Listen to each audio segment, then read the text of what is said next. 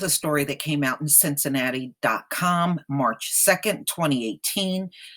He was a black man having a diabetic episode. Cop tased him and charged him with resisting arrest. And now they have to pay him $425,000. That's a high IQ cop for you, y'all.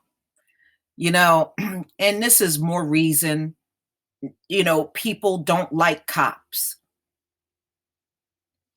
And they don't do anything to be likable. They deserve to be hated. A lawsuit filed by a man who was severely injured in a struggle with sheriff deputies who thought he was resisting. Okay, so what did the fight start over? It had to have a beginning.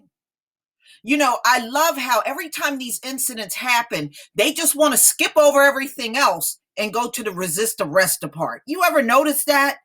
What led to the fight? And actually, I had the video of this on my last channel.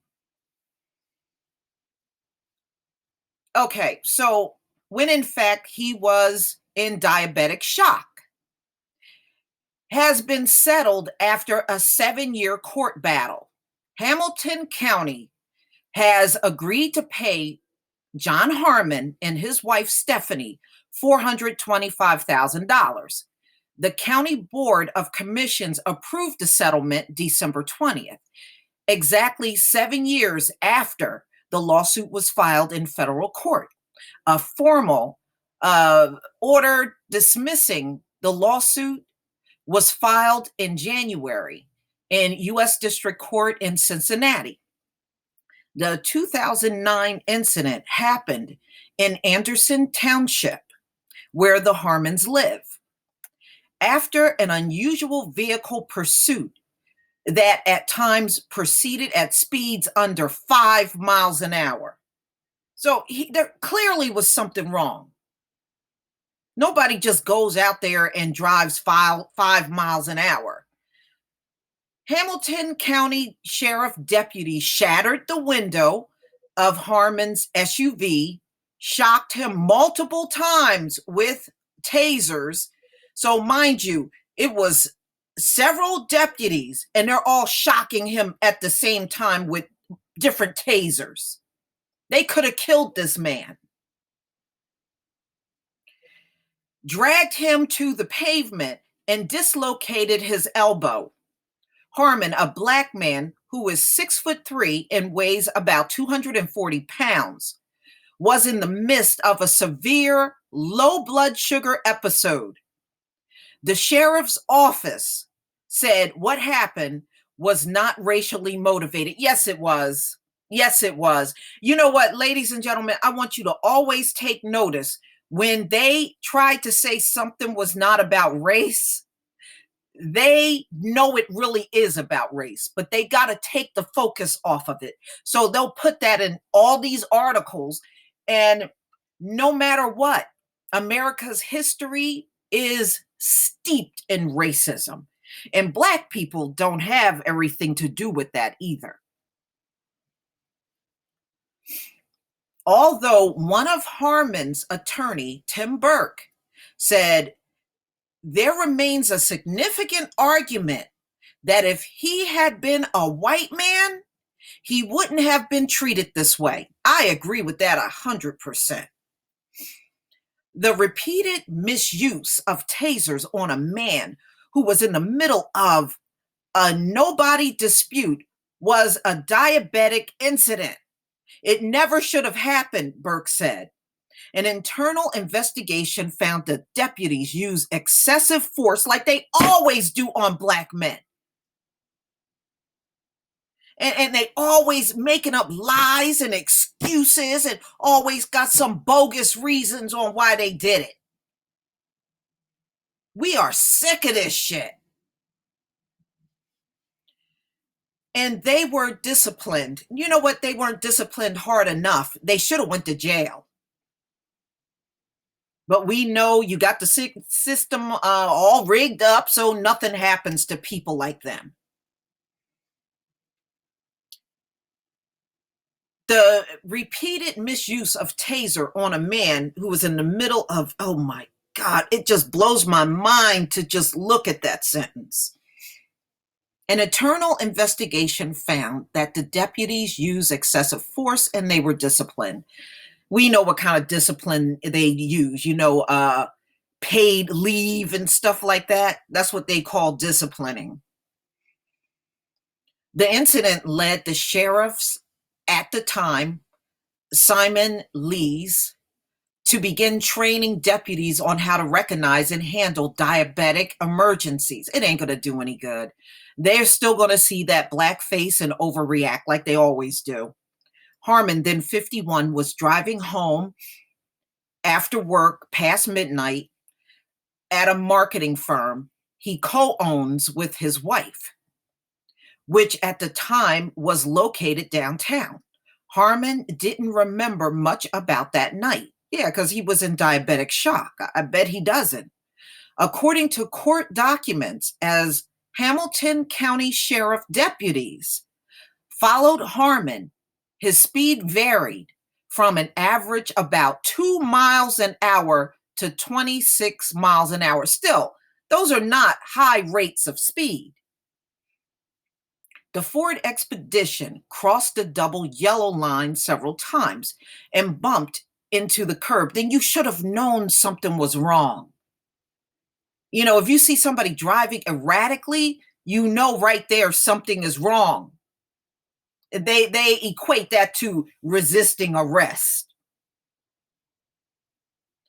At one point, Harmon made a quick U-turn and drove off the road onto a grassy area, then headed east on Clow Pike. And a deputy parked in a cruiser in a roadway, creating a roadblock. Harmon drove right around it. So, yeah, well, you got to understand his condition. I don't care about what he did. Finally, he stopped. Deputies yelled at him to step out of the vehicle, but Harmon didn't hear them, according to his deposition. During a diabetic episode, Harmon said he feels like he was in a cloud. Okay, so he probably couldn't even focus enough to even hear what they were saying. From Harmon's perspective, and he only could recall brief images from the incident, someone with a contorted look on their face was banging on his window. All I remember, I saw someone outside my window, gesturing and looking extremely angry and evil. Yeah, that's about how they look. He said in the deposition.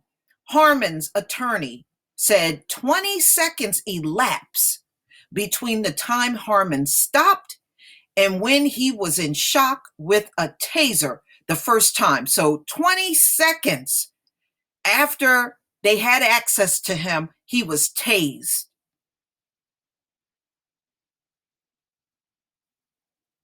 Unbelievable. Don't even bother to find out what's going on. Don't even talk to the man, nothing. Just tase. Remember, Tamir Rice, it was like seconds, 2 seconds after they drove up, they shot him to death. And this is how they handle Black people, but they want us to believe they work hard. Yeah, you work hard, all right. Okay. After, let me get back on track here. He ultimately was shocked 7 times. 7 times. They tased him 7 times. So 20 seconds after he stepped out and they had access to him, they tased him. And then he got 7 more shocks with the taser. People ain't no damn good. Internal investigation shows several problems with the actions of the deputies. And you notice they don't tell you how many deputies were there? I mean, even this article is throwing all kinds of shade to these deputies. After he stopped, the deputies removed him from the SUV after first shattering the driver's side window. The investigation found that it was plausible the door was never locked.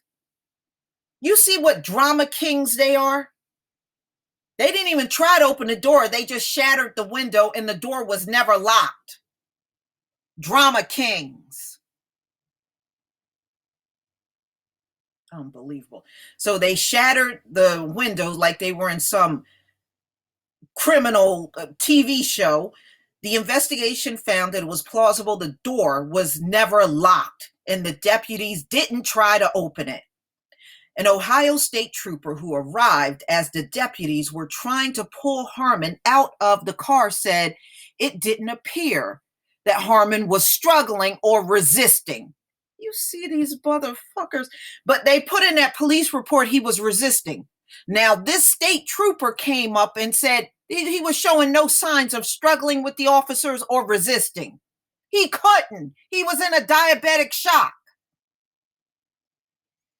Instead, the troopers thought Harmon couldn't get out because his seat belt was on.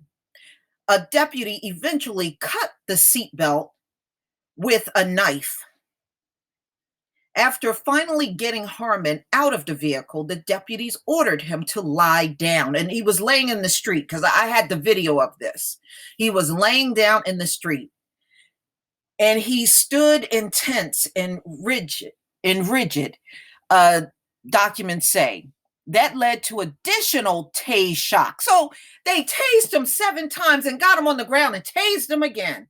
And even the trooper said he was never resisting or struggling, and they were still tasing him. You see how dirty these damn animals are, these man pansies. Oh, it makes my stomach turn reading this. Even after a diabetic kit was found inside the vehicles, the deputies realized Harmon had suffered a medical episode. He was charged with resisting arrest and failure to comply with police. Well, didn't the state trooper debunk their lies? Yes, he did. Oh my God.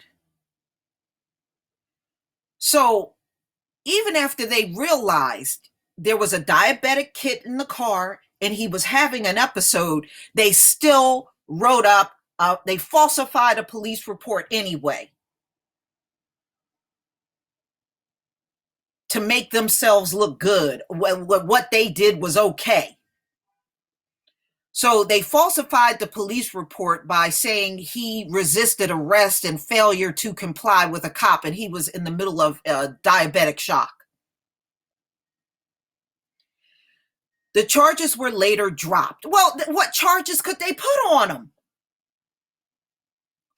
An internal report found the excessive force was used on Harmon. In addition to dislocating his elbow, he also suffered a shoulder injury. Harmon still talks about the difficulty he has whenever he sees a sheriff's car. Burke said, yeah, that shit traumatized him. And Harmon and his wife said, continue to deal with the aftermath of this. So, of course he is. This man is traumatized from this whole damn thing. These people ain't no damn good. And they have no business being in charge of anything. They have proven themselves to be too incompetent when it comes down to the dark people on this earth. They can't be in charge, ladies and gentlemen. There's no future with this. Having them in charge means we'll go through another century of oppression. And we just can't keep going down this damn path over and over and over. It's got to end. This is ridiculous. But a future with them means a future with oppression, and we are still going to be standing in the same spot and not moving forward. That's all a future with them is. This is fucking ridiculous. Please tell me what you think. Please leave your comment and subscribe. Don't forget to hit on the notification bell twice.